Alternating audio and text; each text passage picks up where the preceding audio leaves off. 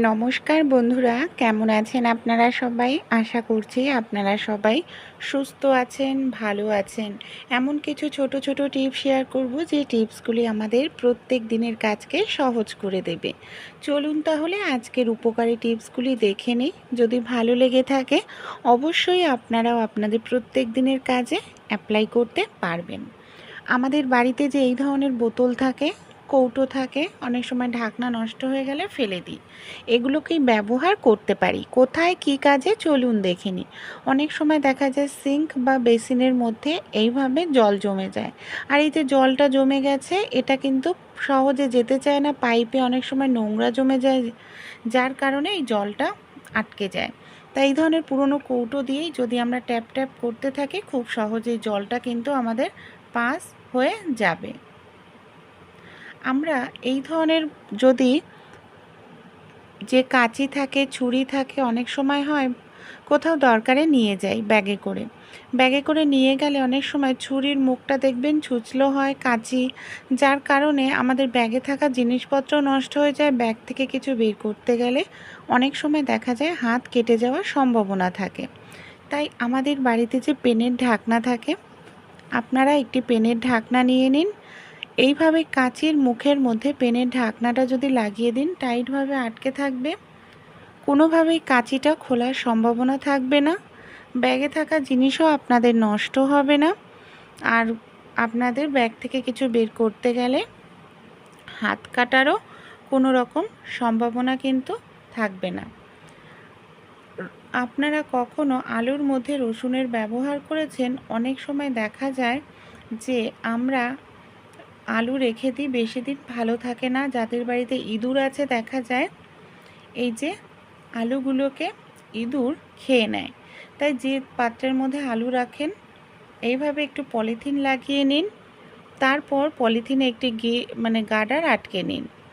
পলিথিনের এই যে অংশটা, হ্যান্ডেলের অংশটা এইভাবে ধরে পেছন দিক থেকে আবারও আপনারা একটি গার্ডার আটকে নেবেন। এতে কি হবে, আলুগুলো ভালো থাকবে, পলিথিনেও রাখতে লাগবে না, ইঁদুরও আলু কম নষ্ট করবে। আর আলুর মধ্যে সবসময় চেষ্টা করবেন রসুন দিয়ে রাখার, তাহলে দেখবেন আলু আপনাদের কম নষ্ট হবে, পচবে না। অনেক দিন আলুটা আপনারা রেখে খেতে পারবেন, যখন প্রয়োজন সহজে বের করতে পারবেন। চা আমরা কম বেশি প্রত্যেকেই খেয়ে থাকি। অনেক সময় দেখা যায় আমরা যখন বাজার থেকে লুজ চা কিনে আনি, এই চায়ের মধ্যে প্রচুর ডাস্ট থাকে, যেটা আমাদের কাপ দেখবেন নোংরা হয়। আর এই চা খেলে গ্যাস অম্বল হওয়ার সম্ভাবনাও থাকে। তাই যখনই আপনারা বাজার থেকে কোনো লুজ চা, প্যাকেট চাতেও থাকে ডাস্ট, কিন্তু কম, লুজ চাতে বেশি থাকে, এইভাবে আটা চালনি দিয়ে চেলে নেবেন। তাহলে দেখবেন আপনাদের যে চায়ের মধ্যে ডাস্ট থাকে সেটা সহজে এই যে বের হয়ে যাবে।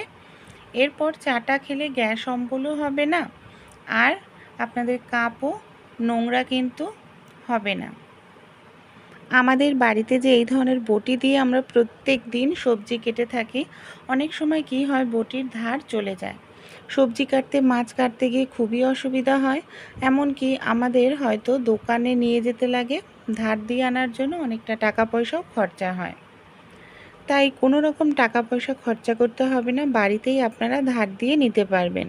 এখানে আমি নিয়ে নিচ্ছি নুন, যে নুন আমরা রান্নায় খেয়ে থাকি। আর এখানে একটু নতুন দেখে কসবাইট নিচ্ছি। নতুন কসবাইট এর জন্যই নিচ্ছি, নতুন কসবাইট ধার থাকে, তার কারণে জং খুব তাড়াতাড়ি তুলতে সাহায্য করে। এখানে নুন আর কসবাইট দিয়ে আমি দেখুন কিছু সময়ের জন্য বটিটাকে এইভাবে ডলে নিলাম। বটির মধ্যে যত জং ছিল সহজেই উঠে গেছে, সেই সঙ্গে বটির ধারও কিন্তু আমাদের সহজেই ফিরে আসে। দেখতে পাচ্ছেন কতটা সুন্দর চকচকে হয়ে গেছে। উল্টো সাইড দেখুন, উল্টো সাইডটা একেবারে কালো হয়ে রয়েছে জংয়ের কারণে। এইভাবেই আপনারা ঘরেই কিন্তু 15 দিনে একদিন বা মাসে একদিন আপনাদের বাড়ির কাঁচি, বটি, ছুরিতে ধার করে নিতে পারবেন। আমি মুছে ভালো করে দেখাচ্ছি কতটা সুন্দর পরিষ্কার হয়েছে। দেখুন, আইডিয়াটা যদি ভালো লাগে আপনারাও অবশ্যই ট্রাই করে কিন্তু দেখতে পারেন। মশা তাড়ানোর জন্য আমরা যেই ধরনের মশা মারার তেল, কয়েল, ধূপকাঠি ব্যবহার করি, অনেক সময় অনেকের এই মশা মারার তেলের গন্ধ একেবারেই পছন্দ হয় না। তাই ছোট্ট একটু কাজ আপনারা করতে পারেন। মশা মারার যে তেল রয়েছে, মশা মারার তেলের মধ্যে সামান্য একটু পরিমাণ কর্পূর, যে কর্পূর আমরা পুজোতে ব্যবহার করি, সেই কর্পূর আপনারা দিয়ে দিন। কর্পূর দিলে কি হবে দেখবেন, সুন্দর একটি গন্ধ বের হবে, সেই সঙ্গে ঘরের নেগেটিভ এনার্জিও দূর হবে, আর মশা তাড়াতেও কিন্তু ভীষণ সাহায্য করবে। দেখুন আমি এবার মশা মারার তেলের যে কৌটোটা মেশিনের সঙ্গে সেট করে নিচ্ছি। তাই যাদের মশা মারার তেলের গন্ধ ভালো লাগে না, এই টিপসটি ফলো করে দেখতে পারেন। আমাদের বাড়িতে যে ক্লিপ আছে, আপনারা কি করবেন, সুতোর মাথাটায় এইভাবে ক্লিপটাকে আটকে দিন। এই দেখুন, সুতোর মাথাটায় আমি ক্লিপটাকে আটকে দিয়েছি। কোনো কিছু তৈরি করতে লাগবে না, কিছু করার প্রয়োজন নেই। এইভাবে সুতোর মাথাটায় ক্লিপটাকে যদি আপনারা আটকে দেন, দেখবেন সুতোটা কিন্তু সোজা হয়ে থাকবে, নড়াচড়া করবে না। তারপর আপনাদের যে সুচ আছে, সুচের মধ্যে এই দেখুন, দেখতে পাচ্ছেন সেকেন্ডও সময় লাগলো না, এখানে আমার সুচটা পরানো হয়ে গেল। এবার আমরা ক্লিপটাকে বাস খুলে নেব। এই দেখুন, ক্লিপটাকে খুলে নিলাম, সেকেন্ডের মধ্যে আমাদের সুচে পরানো হয়ে গেল, শুধু একটি ক্লিপের সাহায্যে। ভালো লাগলে আইডিয়াটি ট্রাই করে অবশ্যই দেখবেন। আমাদের বাড়িতে যে এই ধরনের শপিং ব্যাগ থাকে বা পলিথিন থাকে, আমি নিয়ে নিয়েছি, ছোট ছোট করে টুকরো করে কেটে নিলাম। কী কাজে ব্যবহার করব, এবার দেখুন একটি একটি করে আমি রুটি তৈরি করার লেচি রাখছি, আর এইভাবে পলিথিনটা দিয়ে দিচ্ছি। এইভাবে আপনারা চাইলে 15-20টাও রুটি বেলে নিতে পারবেন। কোনো রকম এখানে আপনাদের ব্যালন চাকি যদি না চান ব্যবহার করতে হবে না। আর যদি ব্যালন চাকি দিয়েই বেলতে চান তাহলে ব্যালন চাকি নেবেন, এইভাবে বেলে নেবেন। আর ব্যালন চাকি যদি না চান, এই ধরনের থালা বা প্লেট নিয়ে ওপর থেকে হালকা করে গোল করে চাপ দিতে থাকবেন, দেখবেন খুব সুন্দর রুটি তৈরি হয়ে যাবে। কিন্তু অবশ্যই এখানে আটাটাকে নরম করে মাখতে হবে, বেশি শক্ত বা টাইট করে মাখা যাবে না, তাহলে কিন্তু রুটিটা আমাদের করতে সময় লাগবে। নরম করে মাখলে একসঙ্গে 15-20টা রুটি বেলে নেওয়া যায়। আমাদের বাড়িতে যে এই ধরনের বাল্বগুলো থাকে না, আমরা ঘরে জ্বালাই, এলইডি বাল্ব, অনেক সময় দেখা যায় জলে বারবার নিভে যায় বা পাওয়ার কমে যায়। কি হয়, কার্বন জমে যায় এই যেখানটায় ইলেকট্রিকটা পৌঁছায়। তাই গ্রেটার নিয়ে নিন, গ্রেটারের সাহায্যে ধীরে ধীরে আপনারা কিছু সময়ের জন্য ঘষতে থাকুন। এখানে আপনাদের নতুন বাল্ব কেনার আগে এই টিপসটি ফলো করবেন, দেখবেন আর নতুন বাল্ব কিনতে লাগবে না। প্রত্যেকেই আমাদের বাড়িতে প্রেশার কুকার থাকেই। এখানে দেখুন গ্যাসের ওপর আমি একটি প্রেশার কুকার উল্টো করে বসিয়ে দিয়েছি।